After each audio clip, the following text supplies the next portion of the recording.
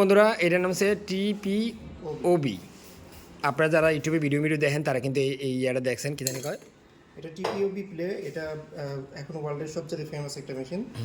এটা the পিস্ট of বারবার। এটা ম্যানুফ্যাকচার করে মূলত চায়না, কিন্তু এদের ডিজাইনটা করে ইংল্যান্ড থেকে।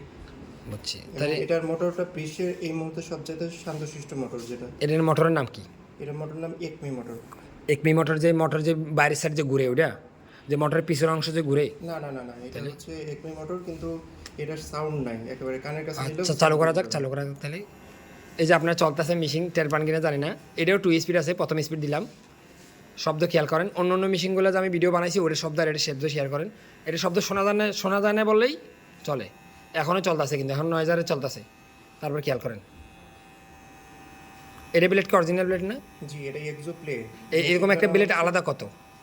একটা ব্লেডের দাম প্রায় 5,000 টাকা পড়বে এটার। একটা ব্লেডের দাম 5000। মোট মেশিন আপনার কত গেল? এটা টোটাল এটার দাম পড়ছিল 18,000 মতো। টিপিওবি মডেলের নাম কি? টিপিওবি প্লে।